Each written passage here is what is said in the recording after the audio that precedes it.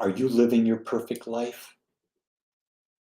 Key thing there is the word your. Or are you living someone else's perfect life? That's really the thing that we have to learn to understand. First off, let me make it clear. Perfect is a judgment. No one has a template for a perfect life for anyone else. The only template that we can create is the perfect life for ourselves. And that perfect life would be based on our uniqueness.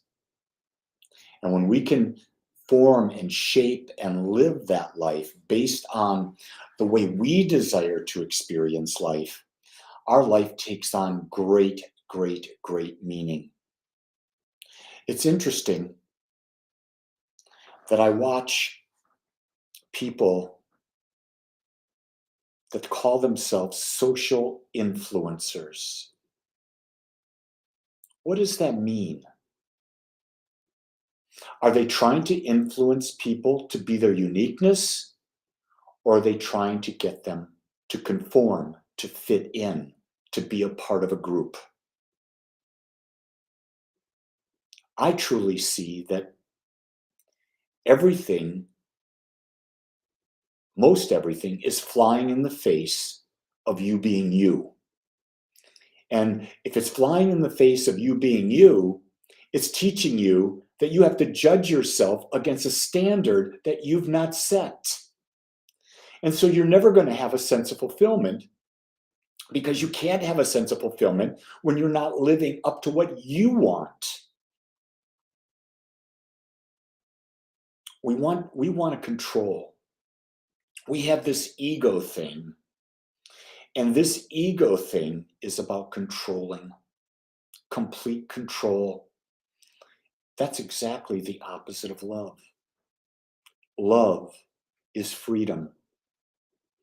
When I look at you and I say to you, I want for you what you want for you, I'm loving you. If I say I want for you what I know is best for you, I'm not in love. I'm in control. And what does that tell me? It tells me that I don't believe that I'm worthy.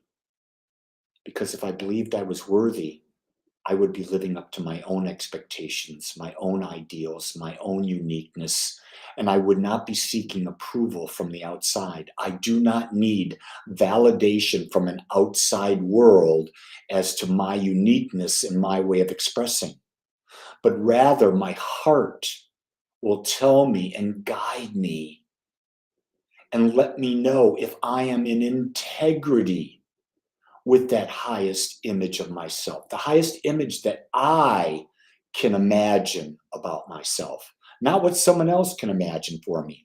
Now, don't get me wrong. You can look at others and you can get ideas from others, no question about it.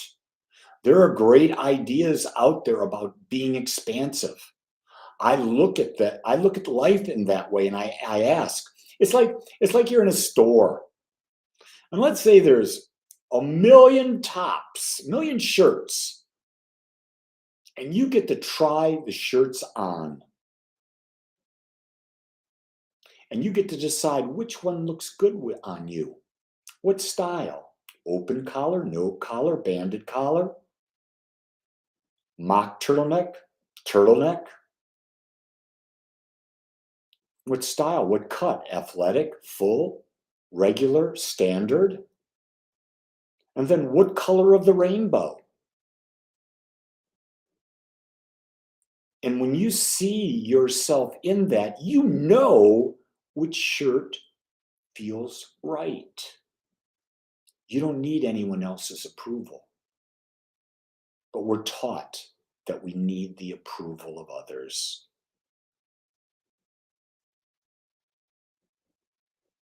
I love that we all have the ability to think for ourselves, because that makes life interesting. Sharing different thoughts with different people. It's a fascinating life. You've just got to see it from a perspective of the observer and one that loves yourself, that you accept yourself as you are, and you can observe everyone else, accept them where they are, and say, aren't they interesting? That's really interesting. I really love the idea that people are interesting. Not that they're weird. Not that they're, you know what, whatever you can think of. It's not about that. It's interesting. Because guess what? There's going to be infinite expressions of life. Every one of the 8 billion people on this planet are expressing differently. The ones who are trying to express like someone else, they're the ones in misery. Be your best self today, because there's nothing else you can really be that will leave you with any sense of fulfillment. With that, beautiful ones, it's your day.